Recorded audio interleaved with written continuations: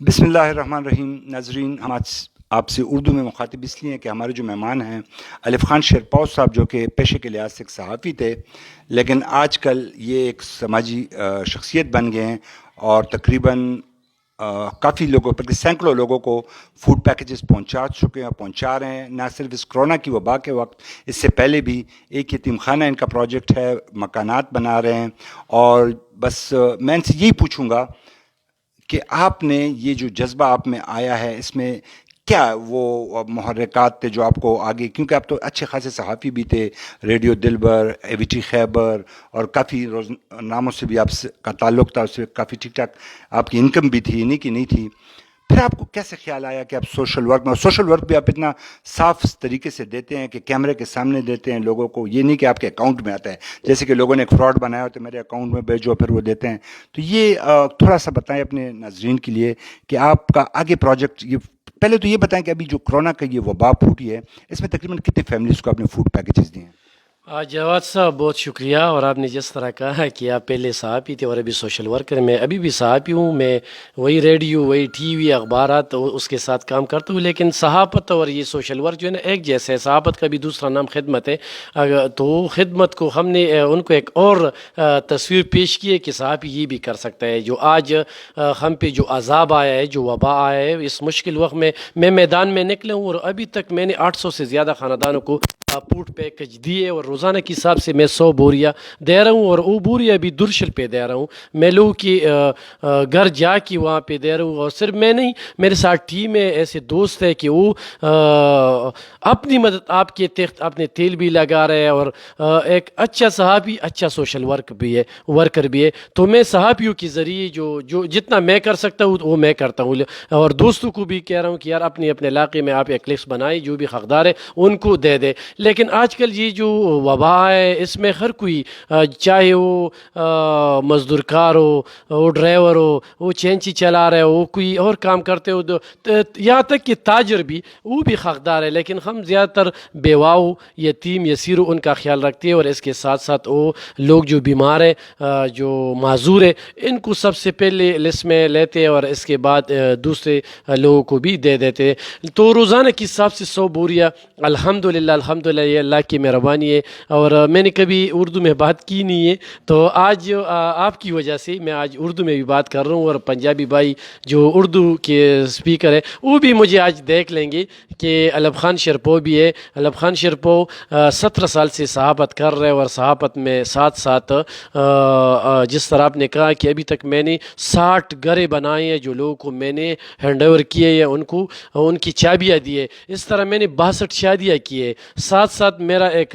خواہش تھا کہ میں تحصیل تنگی، جو ایک پسماندہ یتیم یسیر تحصیل تنگی ہے، تو اس میں میرا ایک یتیم خانہ ارمان تھا اور اللہ پاک نے وہ خواہش میرا پورا کیے. آج میں نے اس کے لیے وہ زمین خریدا ہے اور انشاءاللہ اگر لوگوں کی تعاون رہا تو انشاءاللہ بہت جلد وہ یتیم خانہ بھی بن جائے گا. میں نے 400 میں ایک 48 لاکھ کا میرا ایک دوسرا پروجیکٹ ہے. میں نے ایک وہاں پہ مدرسہ بنائے، اس میں بھی آج کل داخلے شروع ہے. میں نے 11 ایسے گھر ہے کہ میں نے کوارٹر بنائے اور لوگوں کو اس میں پری رہائش دیے اور ان کو ساتھ ساتھ میں خوراک بھی دے رہا ہوں. اس طرح 45 ایسے بچے کہ وہ یتیم ہیں، ان کا میں وسیلہ ہوں، اس کی پیسے میں بھرتا ہوں اور اس کے ساتھ ساتھ ان کو راشن وغیرہ بھی دیتا ہے. تو اس طرح 21 ایسے گھر ہیں کہ اس کا میں کرایہ دیتا ہوں.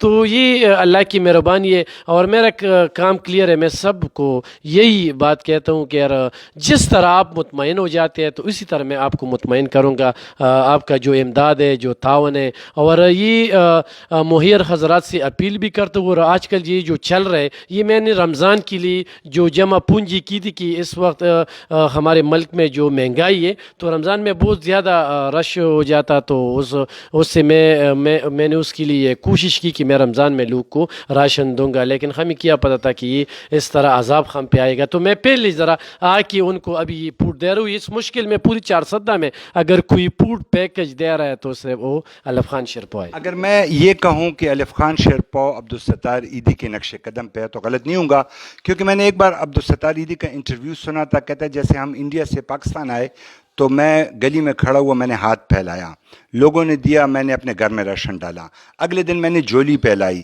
لوگوں نے دیا، میں نے محلے میں دیا، اس دن سے میں مانگ رہا ہوں اور لوگوں پہ لگا رہا ہوں. کیا ایسے ہی آپ کا بھی نظریہ ہے؟ تو میرا تو نظریہ یہی ہے، کیونکہ وہ ہمارے لیے مشعل راہ ہے.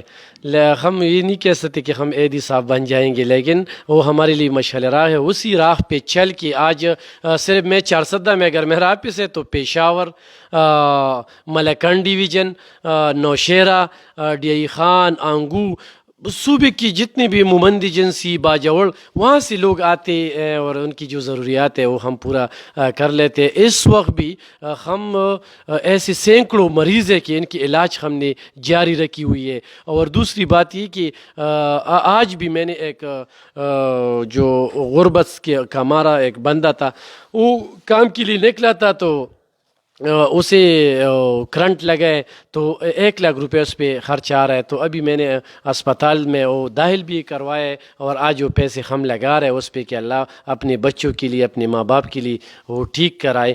تو اس طرح علاج بھی جاری ہے لوگوں کی. تو جتنا ہمارا کوشش ہے وہ کرتے ہیں، کیونکہ کل پہ میرا بھروسہ نہیں ہے، جو ہے بس آج ہی ہے. ایک مذاقاً ایک سوال پوچھوں گا. آپ کی شادی ہوئی تھی، آپ میرے ساتھ، یا جس سادہ جون لگے، اس کو اردو میں سادہ زندگی بولتے ہیں، ہمارا ایک سوشل کاز تھا، آپ بھی اس کے ممبر تھے، اب بھی ہیں.